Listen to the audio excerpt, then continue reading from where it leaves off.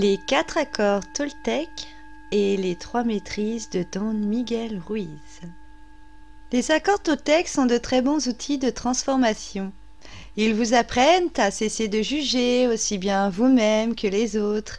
Ils vous accompagnent vers un changement de vie et à ne plus vivre dans la culpabilité, la honte et le rejet de soi. Vous apprenez à briser vos accords limitants et à les remplacer par de nouveaux accords qui manifesteront votre amour de la vie. Don Miguel nous transmet beaucoup de messages à travers ses enseignements, dont celui-ci. Si nous sommes conscients, nous changerons le rêve et nous serons libérés du parasite. Et nous le ferons. Ça, c'est la bonne nouvelle. Si je peux le faire, le monde entier en est aussi capable. Nous y parviendrons tous. Tout ce que nous avons à faire est de guérir le rêveur. Guérir l'importance personnelle que nous nous accordons, guérir notre propre mental, notre vraie place.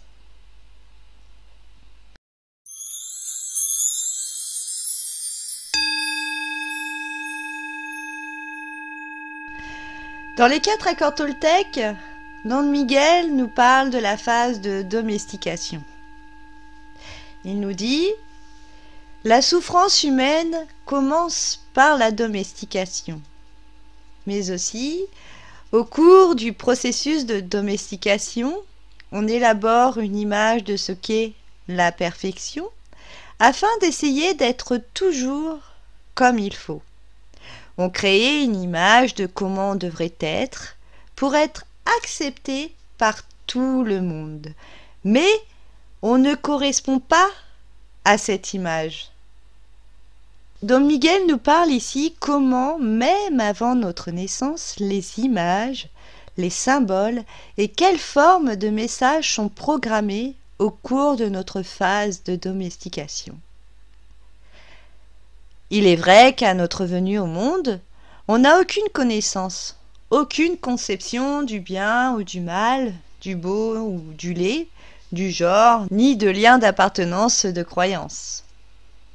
Ainsi, notre entourage, nos repères, vont projeter une image sur nous en croyant que c'est la nôtre. Or, chaque être humain projette une image différente sur nous et aucune n'est réellement exacte. Une image déformée qui se programme dans notre mémoire lorsqu'on y croit. Chacun ayant un parcours de vie différent, des savoir-être, faire, cumulés avec sa propre personnalité et force de caractère, il va de soi que nous sommes inévitablement tous différents, avec notre propre vision, rêve de vie et perception du monde qui nous entoure. Alors, se construire à travers les projections de chacun, les images qu'on nous renvoie de nous-mêmes ou du monde, ne sont que là la perception qui est propre à tout à chacun. Les images qu'on valide auront un impact tant qu'on s'autorise à y croire. Souvent, je dis que rien n'est figé. Nous choisissons notre propre chemin de vie et notre point de vue est soit une force ou soit notre propre boulet. Vous n'êtes pas libre d'être réellement ce que vous êtes en vous rendant prisonnier des images que vous pensez devoir être pour correspondre à celles que les autres projettent sur vous. Tout ceci n'est que ce que vous croyez. Ce que les autres croient ou pensent de vous, le seul impact sur vous-même et quelle place donnez-vous à tout ce savoir. Ainsi, les gens vous enseignent leur réalité, vous jugent, vous formatent et vous apprennent à jouer avec tous ces concepts, tous ces savoirs, en infiltrant les parasites dans votre rêve qui vous est propre. Et certains sont très forts pour vous mettre le verre dans la tête. Tout ceci n'est pas la vérité, ce n'est que du savoir et votre position détermine si vous y croyez ou pas, si vous autorisez ou non d'en faire une croyance, un accord à suivre. J'aime beaucoup cette petite histoire d'Émile Tobia, du grand-père, du petit-fils et de l'âne. Elle montre comment chaque point de vue est différent et sont propres à chacun, et comment cela modifie nos comportements en choisissant de croire ce que les autres portent sur nous comme regard. Je me permets donc de vous raconter cette petite histoire du grand-père, du petit-fils et de l'âne. Il y avait une fois un vieux et son petit-fils qui voulaient acheter un âne. Ils se mirent en route vers le marché du village voisin, qui était à quelques lieues de leur village. Arrivés au marché et après avoir fait le tour de tous les marchands d'animaux, ils finirent par trouver finalement un âne qui leur convenait. Le grand-père et le petit-fils, tout heureux de leurs emplettes, et après avoir été félicités par les villageois, se mirent en route avec l'âne. Les trois marchaient à la queue leu-leu, lorsqu'un passant leur fit la remarque suivante. « Qu'ils sont bêtes, ces gens! Ils s'achètent un âne et au lieu de l'user, ils le suivent !» Le grand-père, entendant ces paroles, se gratta la tête et murmura « En fait, il a raison, ce bonhomme. » Le grand-père, tout heureux de lui-même, monta sur l'âne et laissa le petit-fils à pied. Après un moment, un autre passant leur fit cette remarque. « Cet homme est cruel. Il s'installe confortablement sur l'âne et laisse ce pauvre enfant marcher à pied dans cette chaleur. » Le grand-père murmura à nouveau et dit « Dans le fond, il dit une vérité. » Le vieux, se sentant visé, tout honteux de n'avoir pas en lui-même eu cette idée, offrit sa place à son petit-fils. L'âne semblait très heureux de cet échange et se mit à accélérer le pas au point que le vieux se trouvait en arrière et avait du mal à suivre la nouvelle cadence. Sur le chemin, un groupe de passants se mirent à rire en disant « Quel manque d'éducation, ce gamin! Ce pauvre vieux, à peine s'il peut encore marcher, et lui, à dos d'âne, sans pitié, quelle honte !» Le grand-père entendit ces remarques et décida à monter aussi sur l'âne. Peu de temps après, un autre groupe de passants chuchotait entre eux. N'ont-ils point de cœur, ces gens-là? Puis il continuait. Pauvre animal, ces deux personnes lourdes sur son dos, comment peut-il encore marcher? Le vieux et son petit-fils, tout embarrassés d'eux-mêmes et pleines de pitié pour l'animal qu'ils venaient d'acheter, décidèrent de porter l'âne sur leur dos. Émile Tobia.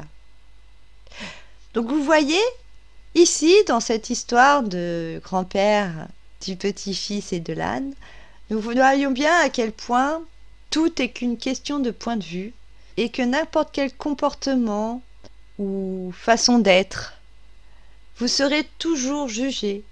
Les gens vous renverront toujours leur propre réalité, mais une réalité qui ne vous correspond pas.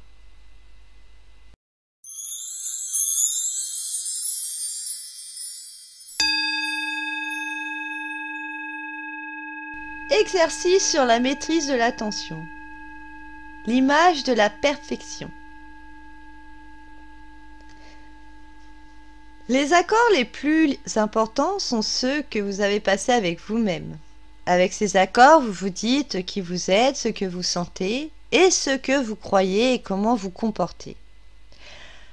Le but de cet exercice est de vous faire prendre conscience des images déformées de vous-même que vous possédez, ce que les autres ont projeté sur vous comme image lors de votre enfance, et ce que vous avez accepté de croire et quel accord avez-vous passé avec vous-même, ce que vous pouvez faire ou non, ce que vous pouvez être ou non, ce que vous pouvez avoir ou non.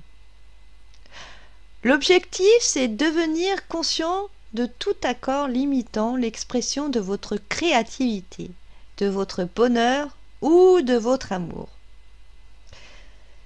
C'est l'heure du grand voyage dans votre intérieur.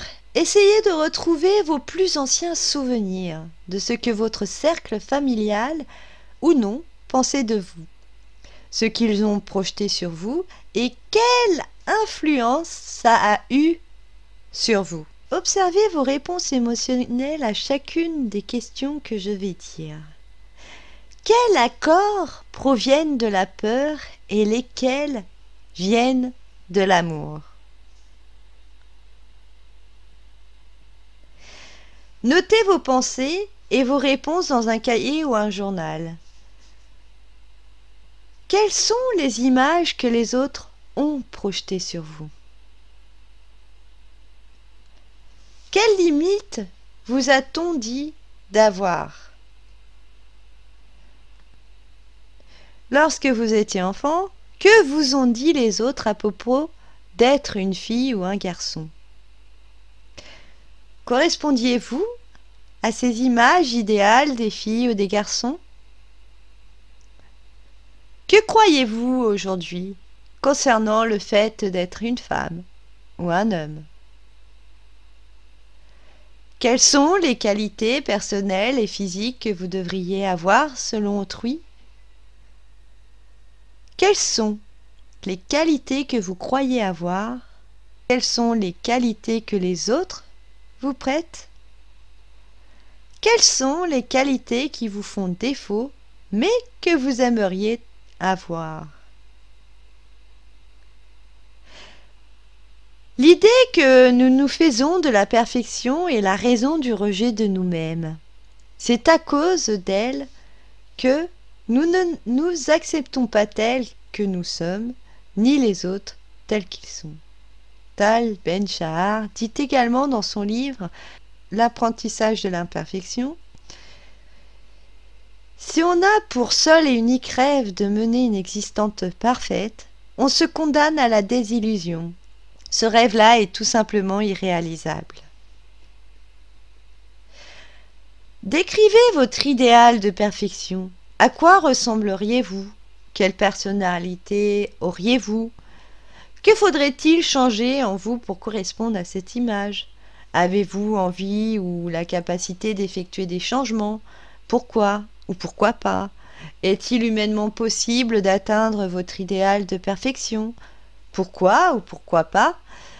Cet idéal de perfection vous encourage-t-il à faire de votre mieux ou il n'aboutit qu'à vous décourager? Nous jugeons aussi les autres d'après notre idéal de perfection et bien sûr ils déçoivent toujours nos attentes. Quel est l'idéal de perfection que vous avez concernant vos proches dans la vie? Pour votre partenaire, vos enfants, vos parents, votre animal de compagnie, votre meilleur ami, vos collègues, patrons. Nous savons que nous ne sommes pas comme nous croyons devoir être. Aussi, nous sentons-nous faux, frustrés, malhonnêtes. Nous essayons de nous dissimuler en prétendant être ce que nous ne sommes pas. Résultat, nous manquons d'authenticité et nous portons des masques sociaux pour éviter que les autres le remarquent. Quels sont vos masques sociaux que vous portez en présence d'autrui? Portez-vous des masques de peur que les gens vous jugent? Que se passerait-il si vous enleviez vos masques? Comment ce serait si vous exprimiez qui vous êtes vraiment? Prenez le temps de faire cet exercice. Soyez honnête dans vos réponses. Le but est d'achever le processus de domestication et de comprendre qu'il ne s'agit plus d'être comme il faut aux yeux des autres, comme à vos propres yeux, à défaut de votre idéal de perfection. Sur une échelle de 1 à 10, 1 est égal l'image déformée auquel vous croyez et 10, votre véritable soi. Où vous situez-vous en ce moment?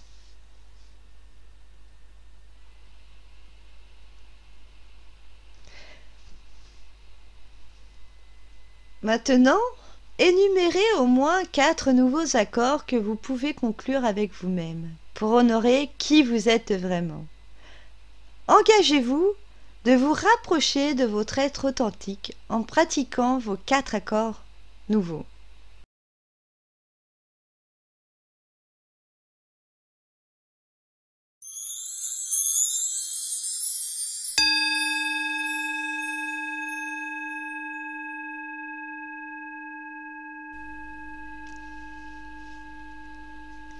Le livre de la loi.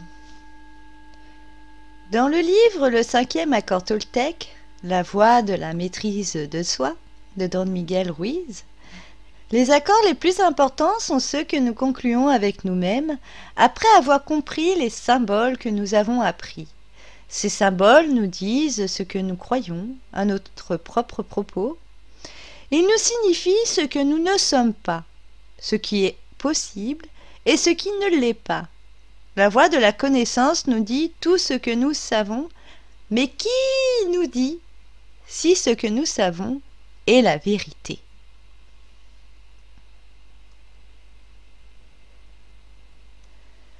Tout ce qui se trouve dans ce livre est notre vérité sans l'ombre d'un doute. Tous nos jugements se fondent sur lui, même s'ils vont à l'encontre de notre propre nature intérieure. Don Miguel Ruiz reprend l'exemple d'une histoire chrétienne, d'Adam et Ève, qui vécurent au paradis libres de tout parasite. Ils percevaient tout avec leurs attentions et vivaient dans un rêve magnifique sans avoir le savoir. Au milieu du jardin se trouvait l'arbre du savoir. Et Dieu leur interdit d'en manger le fruit sous peine de mourir. Dieu savait que le jour où Adam ou Ève devaient en manger le fruit, leurs yeux s'ouvriront et ils seraient comme des dieux, acquérant la connaissance du bien et du mal. Un serpent habitait cet arbre, tel un parasite dans l'arbre du savoir, comme le petit ver que l'on peut voir parfois dans une pomme, et si on la mange, on mange le parasite avec. Savoir est bon, mais sans parasite, c'est mieux. Les humains accumulent beaucoup de savoir, dont 90% n'est pas vrai. Au lieu d'utiliser le savoir comme un outil de communication, nous en devenons les jouets. Ce savoir nous destine à être des esclaves du rêve de la planète. Le savoir en lui-même n'est ni bon, ni mauvais, ni juste, ni faux. Ce n'est qu'un programme. Ce n'est rien d'autre qu'un concept. Mais le parasite qui accompagne ce savoir est mauvais. Ce parasite se développe dans votre tête et il prend le contrôle, alors que le vrai vous est mort. Vous n'êtes pas vivant, il y a quelque chose qui vit votre vie. Ce n'est pas vous, parce que votre vrai moi n'est pas mauvais. Il n'est pas non plus autodestructeur. En étant conscient, vous voyez que tous les gens réagissent comme vous. Ils ont les mêmes peurs, la même jalousie, la même colère, les mêmes regrets. La maîtrise de l'attention signifie pouvoir ouvrir nos yeux pour voir la réalité et ne plus être aveugle. Quand vous croyez ne pas être assez bon, c'est l'un de ces petits parasites qui est à l'œuvre. Et c'est mal, parce qu'il vous détruit. Il provoque des souffrances en limitant votre vie, votre créativité et votre bonheur. Tous ces concepts sont vivants et travaillent de pair, mais ils ont besoin de votre mental, de votre rêve et de vos émotions pour se maintenir en vie. Ils n'existent que parce que vous croyez en eux. Ces parasites étaient appelés des dieux ou des démons par les plus anciennes religions. Peu importe leur nombre non, ils sont vivants et contrôlent l'esprit humain. Chaque concept, chaque croyance dans votre tête a sa propre personnalité qui souhaite s'exprimer. Il y a des millions de voix en vous, toute une société à l'intérieur de votre crâne, et comme en démocratie, ce que veut la majorité et ce que sera votre vie.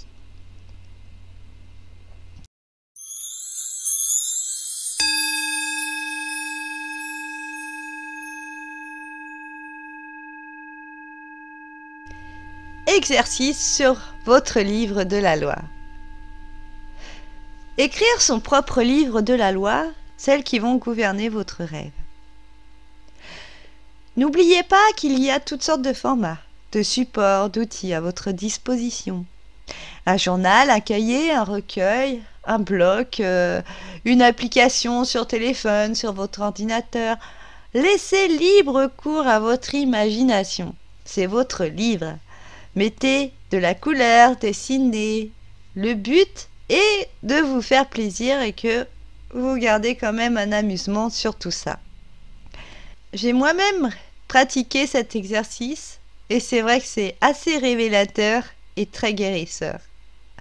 Faites-en votre ouvrage, votre Bible, votre livre fétiche, celui où vous allez inscrire vos nouveaux accords, vos nouvelles règles et croyances. Faites-le au moins durant une année. Faites de ce livre votre symbole, source intérieure et gardez-le près de vous comme un objet porte-bonheur. Car ce livre vous fera prendre conscience de tout votre chemin parcouru pour accéder à votre rêve de vie et le vivre pleinement. Don Miguel Ruiz nous donne quelques exemples de titres de livres de la loi dans son livre « La pratique de la voie toltèque, maîtriser le rêve de votre vie ». Il nous donne celui des accords personnels, votre corps et votre soi, l'apparence personnelle, la santé et l'alimentation, la masculinité et la féminité, les accords sociaux, la famille et les amis, l'amour et le sexe, le mariage et la famille, l'amitié et les liens sociaux, accords spirituels, la vie et Dieu, la religion et la spiritualité, la mort et la perte, la nature, les animaux, les autres formes de vie, accords financiers, le travail et la carrière, vos talents et aptitudes spécifiques, l'argent et les questions financières, le succès et l'échec. Réfléchissez au programme qu'ont et que vous croyez dans les différents domaines de votre vie, de votre existence. Demandez-vous ce que vous avez appris sur vous-même, sur les autres, sur la vie, sur le travail, le monde et la terre. Pour vos chapitres, vous pouvez commencer par ce qui est bon ou mauvais, juste ou faux. Par exemple, qu'y a-t-il de bon ou mauvais, de juste ou de faux concernant les sujets suivants? Mon apparence personnelle, ma personnalité, être une femme ou un homme, être marié, célibataire, avoir des enfants, gagner de l'argent, avoir du succès, ma religion et ma spiritualité, mon travail, mes passions. Pensez à la façon dont on vous a domestiqué lorsque vous étiez enfant. Comment les gens captaient-ils votre attention? Comment étiez-vous récompensé? Comment étiez-vous puni? Que faisiez-vous pour capter l'attention d'autrui? Que faisiez-vous pour éviter d'être puni? Que faisiez-vous pour être récompensé? Énumérez 4 des plus importantes valeurs que vous avez apprises de vos parents, frères et sœurs, et autres membres de la famille, de l'église, de l'école, des autres foyers, amis, connaissances, de la société en général. Êtes-vous d'accord avec chacune de ces valeurs? Enfant, vous punissez-on si vous n'honoriez pas ces valeurs? Adulte, vous punissiez-vous si vous manquez de les honorer? Énumérez certains de ces accords négatifs conclus avec vous-même. Énumérez certains des accords positifs constructifs passés avec vous-même. N'oubliez pas que c'est un travail de longue haleine. Prenez votre temps, le temps nécessaire, celui que vous avez besoin pour assimiler, comprendre et prendre le recul pour accéder et consolider votre livre de la loi.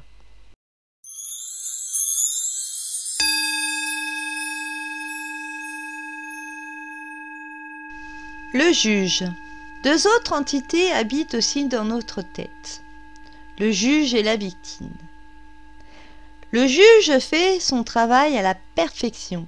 Sa tâche consiste à juger à l'aide du livre de la loi. Chaque action et chaque réaction vivent sous sa tyrannie. La part de vous-même qui est jugée ou parfois récompensée est la victime. Elle reçoit une récompense ou une punition selon que vous suiviez ou non le livre de la loi.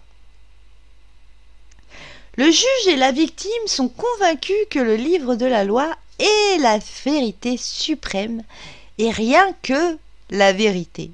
Ils dirigent le rêve avec ce livre, persuadés d'avoir raison, ce qui signifie qu'ils gouvernent par la foi.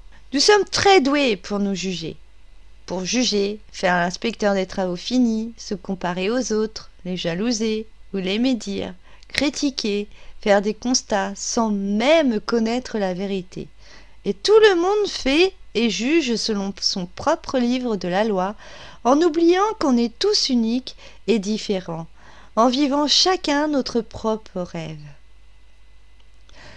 Le juge intérieur utilise ce qu'il y a dans le livre de la loi pour juger tout ce que nous faisons et ne faisons pas, tout ce que nous pensons et ne pensons pas, tout ce que nous ressentons et ne ressentons pas. Tout est soumis à la tyrannie de ce juge. Avez-vous repéré votre juge dans votre tête, la petite voix du savoir qui juge et juge tout le monde, celle qui donne toujours son avis pour tout et rien?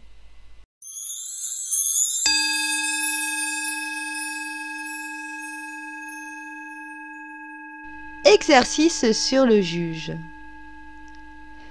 Faites une liste de toutes les personnes présentes dans votre vie, y compris vous-même. Considérez la façon de vivre de chacune d'elles d'après toutes les catégories de votre livre de la loi. Décrivez brièvement vos jugements sur elles. Quel est votre avis sur leur façon de vivre, y compris la vôtre?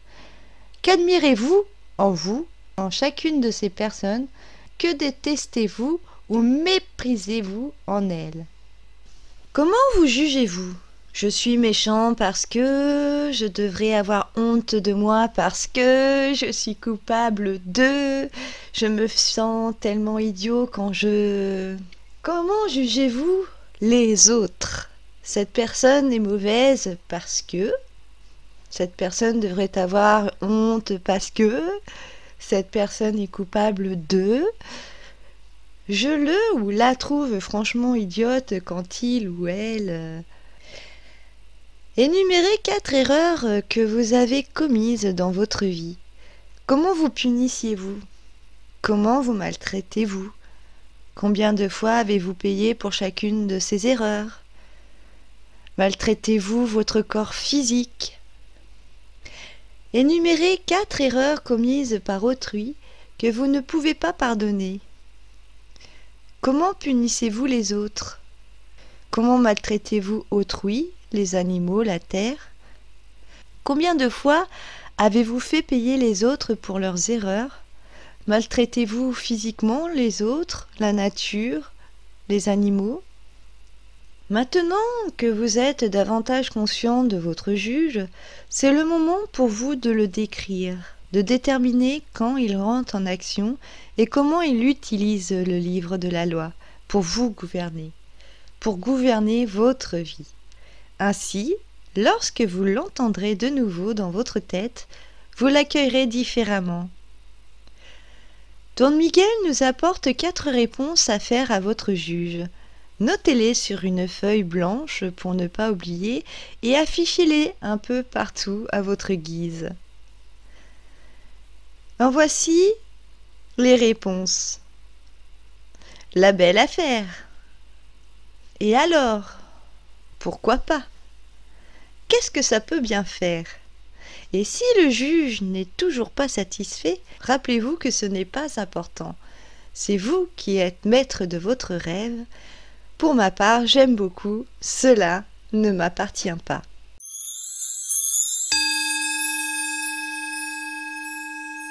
Nous allons passer à présent à la victime. La victime subit la réprimande, la culpabilité et la honte. C'est cette partie de nous qui dit « pauvre de moi, je ne suis pas assez bon, pas assez intelligent, pas assez beau, je ne mérite pas l'amour ». Ainsi, à travers le jugement prononcé par votre juge ou celui d'autrui, la victime va se sentir impuissante, blessée, désespérée, abandonnée et dans la plupart des cas adopter des masques. Je vous conseille de lire le livre de Lise Bourbeau, Les 5 blessures qui empêchent d'être soi-même.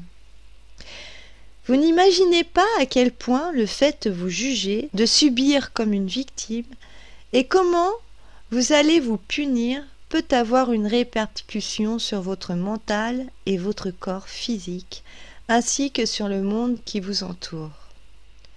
On oublie souvent que les plus grandes œuvres ont été réalisées suite à des erreurs.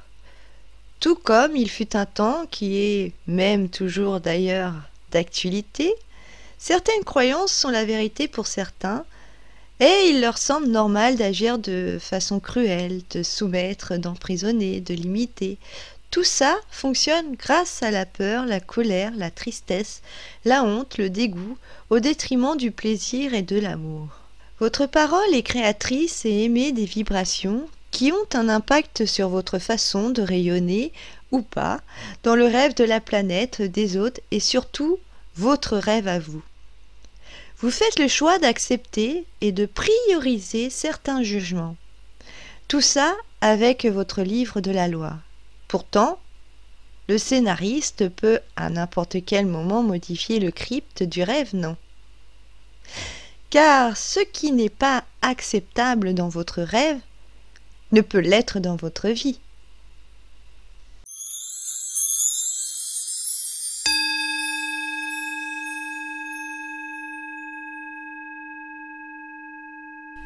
Nous allons passer maintenant à l'exercice sur la victime. Le but de cet exercice est de détecter quand, comment et pourquoi la victime en vous se manifeste.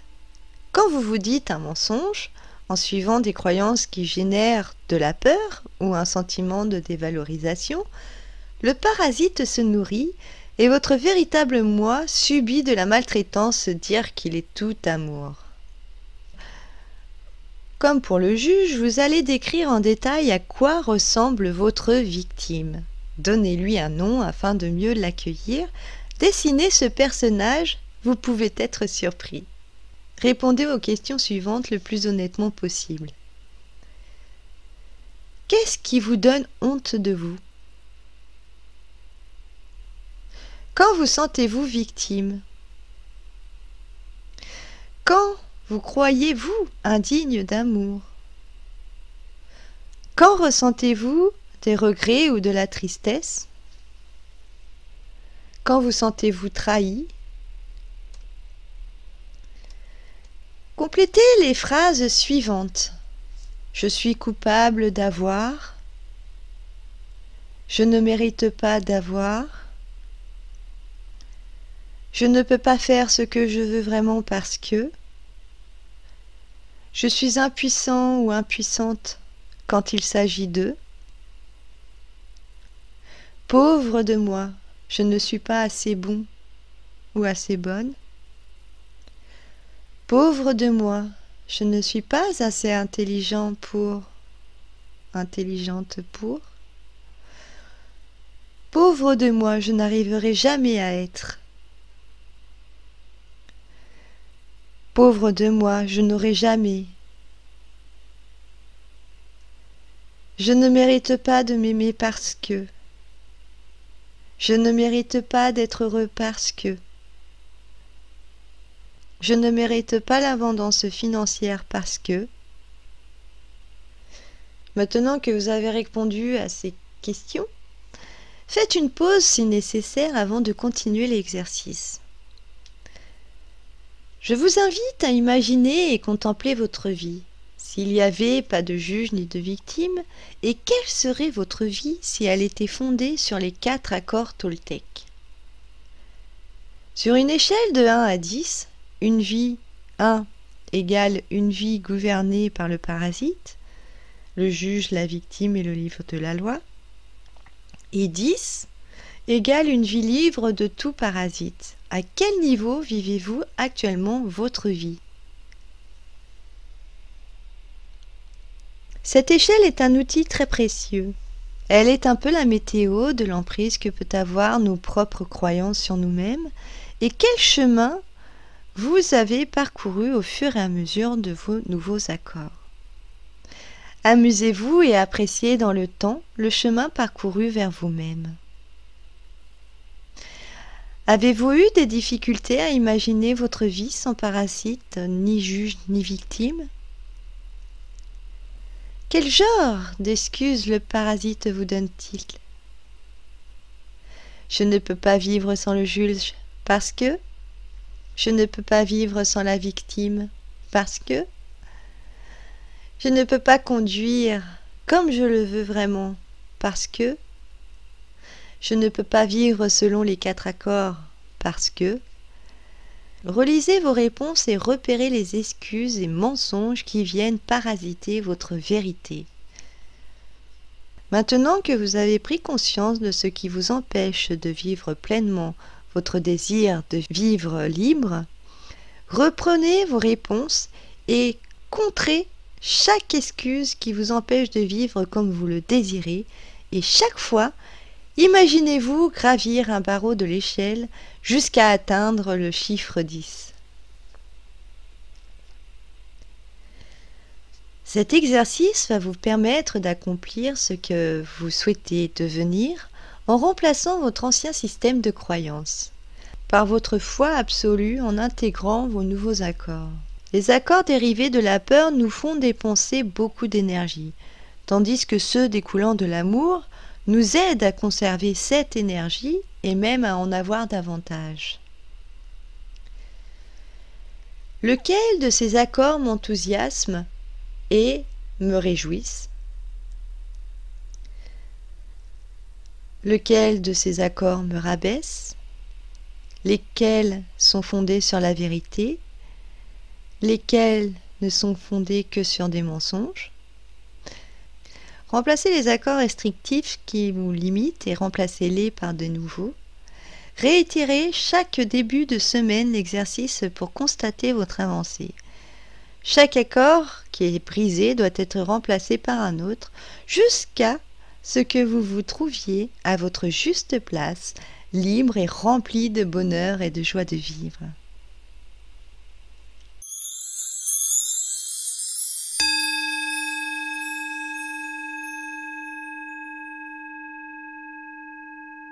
Nous allons passer à présent aux parasites.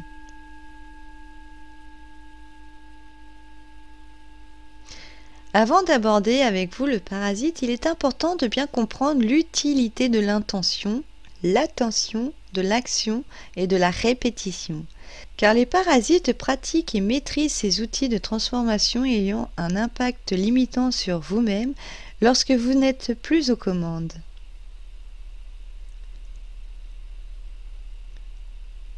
Premier accord, Toltec. Que ta parole soit impeccable. Parlez avec intégrité. Ne dites que ce que vous pensez vraiment. Évitez d'utiliser la parole pour vous exprimer contre vous-même ou pour médire d'autrui. Utilisez la puissance de la parole dans le sens de la vérité et de l'amour. Tu es le créateur de ta réalité. Beaucoup d'écrits le disent, et en pratique, cela s'avère vrai, limpide. Pour bien comprendre cet accord, il faut reconnaître que la pensée est créatrice et que la puissance du verbe influe sur ton cheminement de vie. À ta naissance, tu es vierge de toute connaissance, aucun savoir-être, aucun savoir-faire, aucune conception sur la dualité, les limitations et l'environnement dans lequel tu vas évoluer. Alors, chacun d'entre nous se construise en miroir au cours du processus de la domestication, l'apprentissage de vie, toutes les projections d'images que tu vas ou assimiles actuellement font de ta vie soit un rêve ou un cauchemar. Tout est une question de perception, de point de vue de ton livre de la loi. Seul ce qui t'appartient est l'accord que tu autorises à certaines images d'être programmées dans ta mémoire. L'accord toltèque, que ta parole soit impeccable, rappelle combien parler avec intégrité et comment on utilise la parole, notre intention, notre volonté, notre foi, notre amour est essentiel. Comment médire ou se médire est négatif pour tout le monde, qu'il vaut mieux s'omettre de parler plutôt que de véhiculer du non-sens. N'est-il pas vrai que notre véritable nature tend au bonheur, la liberté et l'amour ? Prendre conscience, maîtriser son intention, voir la vérité de ce qui nous enchaîne, sont les premiers pas vers la liberté. La parole n'est pas seulement un son ou un symbole écrit, c'est une force. Elle représente notre capacité à s'exprimer et à communiquer, à penser et donc à créer les événements de notre vie. Selon une étude sur la mémoire de l'eau du docteur en médecine Masaru Emoto, les mots ont un impact sur la forme cristalline de l'eau. Plus ils sont harmonieux et nets, l'eau est saine et à l'inverse, plus les cristaux sont asymétriques et sans réelle forme, l'eau est contaminée. À l'âge adulte, notre corps est composé majoritairement d'eau, à environ 70%. Et les parties qui consomment le plus d'eau sont notre cœur et le cerveau. La parole est vibration et l'eau mémorise. Il est donc essentiel de prendre conscience de la puissance des mots qu'on entend ou prononce et aussi de l'eau qu'on utilise afin qu'ils ne deviennent pas les mots M-A-U-X du corps.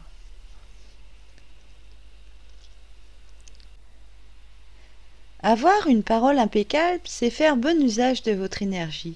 Cela signifie que vous l'utilisez dans le sens de la vérité et de l'amour de vous-même.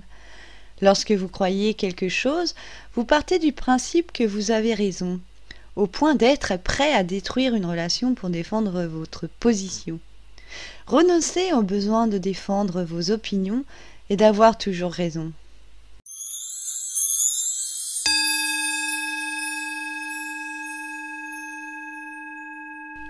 Exercice sur le pouvoir de la parole. Installez-vous dans un endroit où vous ne serez pas dérangé.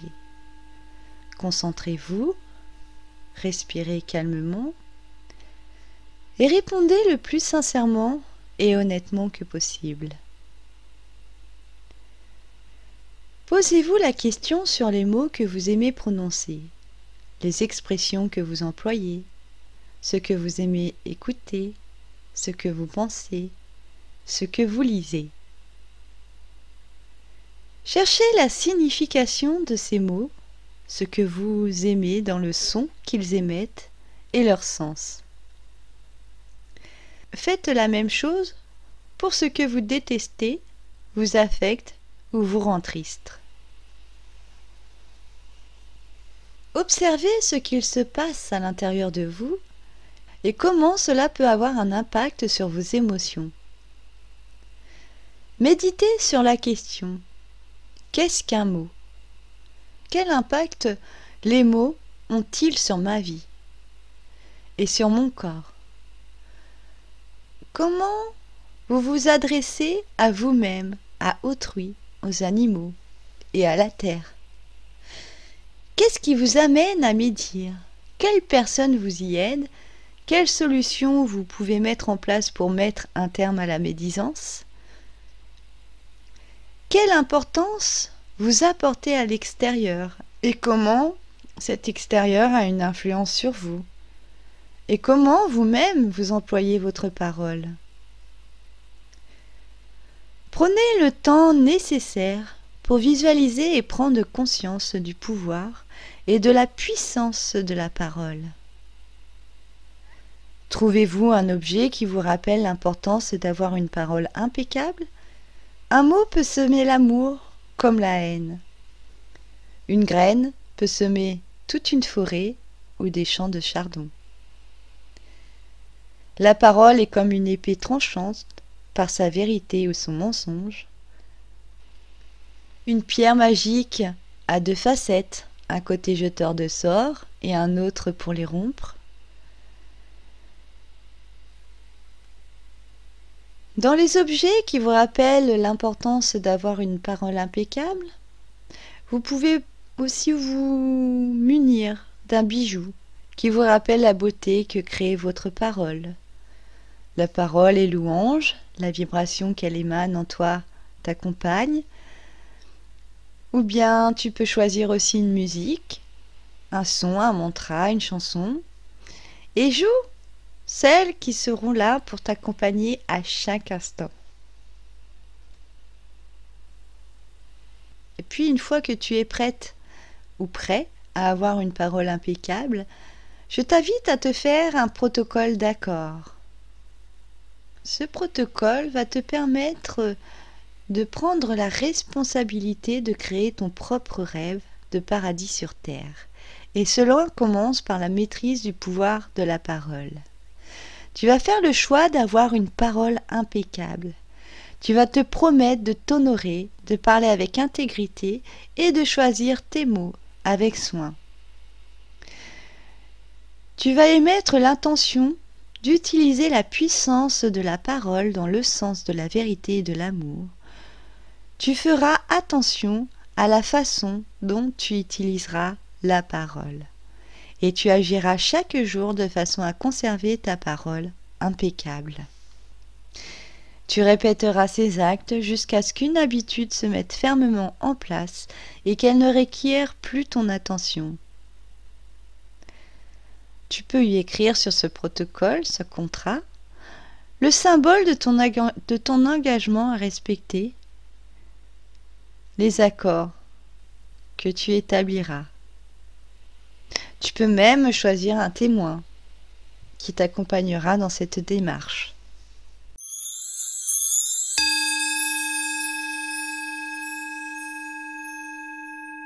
Nous allons passer à présent au deuxième accord, Toltec. Quoi qu'il arrive, n'en fais pas une affaire personnelle. Vous n'êtes pas la cause des actes d'autrui. Ce que les autres disent et font n'est qu'une projection de leur propre réalité, de leurs propres rêves. Lorsque vous êtes immunisé contre les opinions et les actes d'autrui, vous n'êtes plus la victime de souffrances inutiles. Vous acquérez énormément de liberté dès lors que vous ne prenez plus rien personnellement. Aucun sort ne peut plus vous atteindre, aussi fort soit-il, et si vous vivez sans peur, si vous vous aimez, alors vous serez heureux. Maintenant que tu connais les enseignements du premier accord, tu peux être à présent conscient que la plupart des gens te jugent selon leur propre vision, leurs rêves à eux. Mais en vrai, cela n'appartient qu'à eux. Seul toi décides de faire partie de leurs rêves ou pas. Tout ce qui ne fait pas écho en toi doit rebondir. Nous attachons beaucoup d'importance au partage de la vie, mais pas à souffrir d'une relation, que ce soit avec soi-même, d'autres personnes ou son environnement.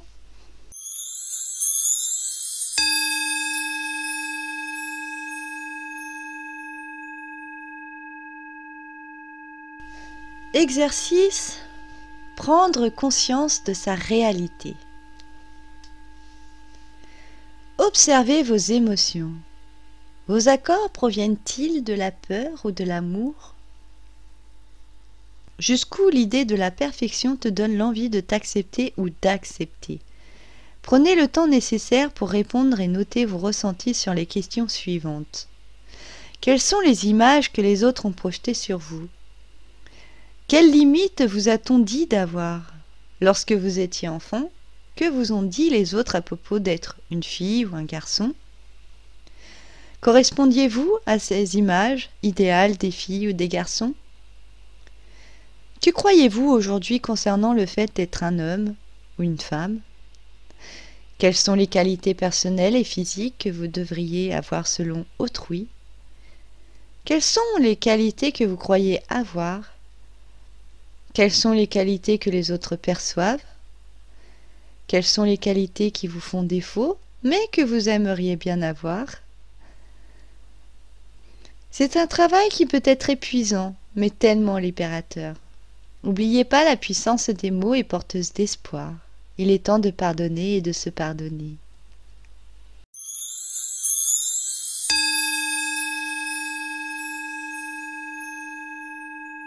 Troisième accord toltèque. Ne faites pas de suppositions. Nous avons tendance à faire des suppositions à propos de tout. Le problème est que nous croyons ensuite qu'elles sont vraies. Nous faisons des suppositions quant aux raisons d'agir d'autrui, nous les interprétons de travers, nous en faisons une affaire personnelle et nous finissons par créer tout un drame pour rien du tout. Ne faites pas de suppositions dans vos relations aux autres. Ne faites pas de suppositions dans vos relations sentimentales. Ne faites pas de suppositions sur vous-même. Ne faites pas de suppositions sur les faits. Nous avons vu avec le premier accord toltèque, que ta parole soit impeccable, à quel point nous avons le pouvoir sur la perception de nous-mêmes et du monde qui nous entoure. Avez-vous remarqué que souvent le « si je fais comme ça », il risque de m'arriver ceci, ou je suppose qu'un tel me juge, ou dire de faire attention à ceci, je suis sûr qu'il va arriver cela. Bref, repensez au nombre de fois que lorsque vous avez supposé une situation, une action, émis une intention sur un fait ou quelque chose ou quelqu'un, en général, votre vérité sur cette supposition est renvoyée tel un écho à votre propre livre de la loi. Exemple. Tu devrais attacher ton chien. Si une voiture passe, c'est dangereux. Il risque de se faire renverser. Et paf, 10 minutes plus tard, le chien finit sous les roues de la voiture. Ou bien, tu devrais faire attention car tu risques de te brûler avec le four. Et bim, ça arrive. Nous avons tous des exemples à donner qui démontrent le manque de confiance en le monde extérieur. Du coup, il nous le rend en fonction de nos propres certitudes en ce qui le concerne. Mais également en notre propre monde intérieur, là où nous nous limitons, où nous nous laissons guider par nos propres limitations et accords conclus avec nous-mêmes. De là, le livre de la loi sort le juge, la victime ou le parasite, mais finalement, on en revient à notre perception du monde, celui qu'on crée par notre force de pensée. Nous sommes des êtres intelligents et nous faisons sans cesse que de penser, constamment à un point de submerger notre mental. Nous encombrons ainsi notre monde, et tant que chacune de ces pensées ne sont pas canalisées, le mental est comme une locomotive à charbon, qui dévore le stock d'énergie pour les prochains voyages. Ce qui ralentit l'ascension vers le pays heureux et épanouissant que nous souhaitons tous en majeure partie, toutes les hypothèses sur un éventuel futur ou sur les regrets d'un passé révolu dépensent une énergie folle. Pour rien, car le passé est bel et bien vécu, et rien ne changera ce qui a pu être, seul notre regard sur lui, notre pardon et notre vision sur ce qui a pu être comme leçon de vie prime. Car c'est seulement ça qui reste essentiel, l'apprentissage du parcours de vie. Par exemple, pour un enfant battu, une femme violée, un père alcoolique, pour toute douleur de vie, dans ces exemples, ces personnes, l'enfant, la femme, le père, subissent une situation non voulue. Même le père alcoolique, pour arriver à le devenir, c'est que lui-même est en incapacité de gérer cette situation et se noie dans l'alcool pour anesthésier son mental et ce qu'il devrait être en dehors de son addiction, se jugeant parfois de minable et que de toute façon sa vie n'est rien. Son père était alcoolique, il l'est à son tour, comme une forme de résignation incorporée dans son livre de la loi. Mais encore heureux que rien n'est figé dans la vie, et que nous avons la capacité de revoir notre monde, notre rêve. Don Miguel Ruiz nous rappelle qu'il y a 3 catégories sur notre savoir. Celui que nous savons, donc le connu, celui que nous ne savons pas, c'est-à-dire l'inconnu, puis celui que nous ne saurons jamais, l'inconnaissable. Notre savoir est celui accumulé tout au long de notre évolution dans notre parcours de vie. Et l'information accumulée dans nos têtes sont des savoirs de nos accords, de notre perception de notre réalité, de notre rêve et de notre point de vue. L'inconnu, quant à lui, est pure supposition, pure création de ce que nous pouvons projeter par rapport à ce que l'on connaît déjà.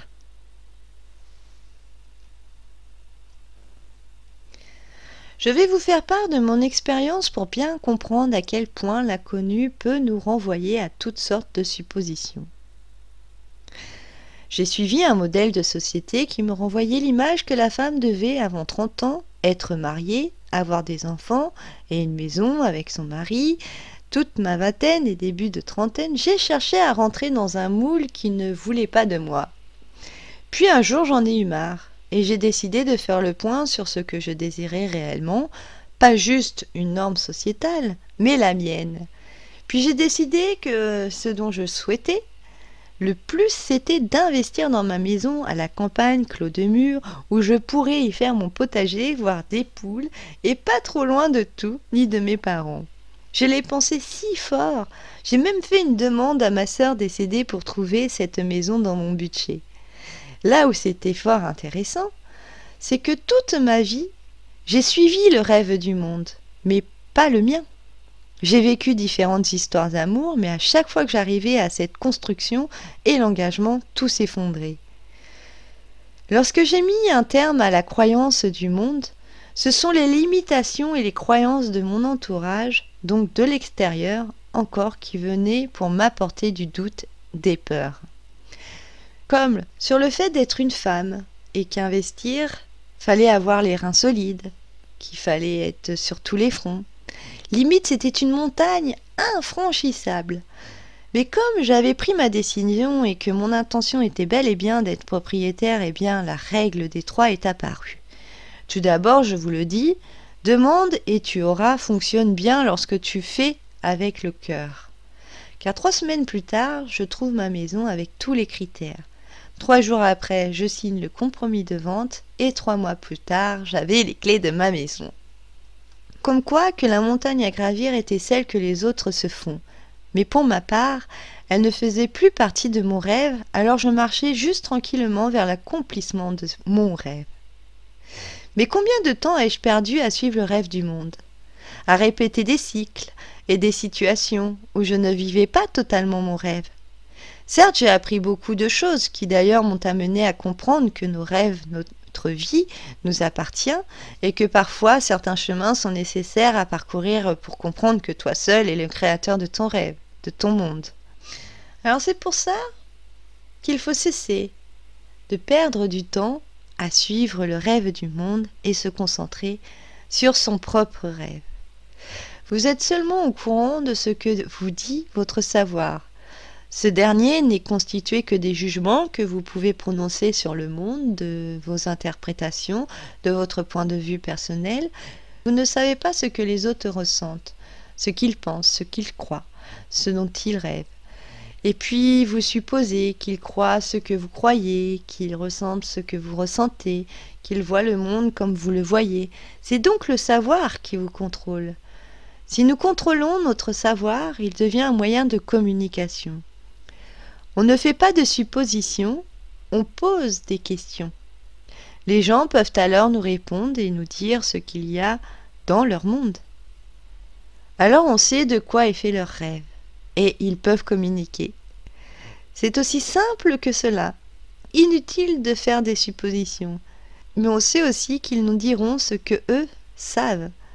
Cela ne signifie pas que cela soit vrai. En acceptant les autres comme ils sont, certains seront des soleils et d'autres des terres à éviter. Remettez-vous en question. Prenez du recul lorsque vous êtes interpellé ou confronté à certaines situations qui vous posent question. Informez-vous, osez poser des questions, enrichissez-vous, soyez curieux, car les informations récoltées sont souvent des pépites insoupçonnables et qui démontrent à quel point supposer rend l'esprit pauvre. Pour finir, ayez le courage de poser des questions et d'exprimer ce que vous voulez vraiment. Communiquez le plus clairement possible avec les autres, afin d'éviter les malentendus, les tristesses et les drames. Avec ce seul accord, vous pouvez complètement transformer votre vie.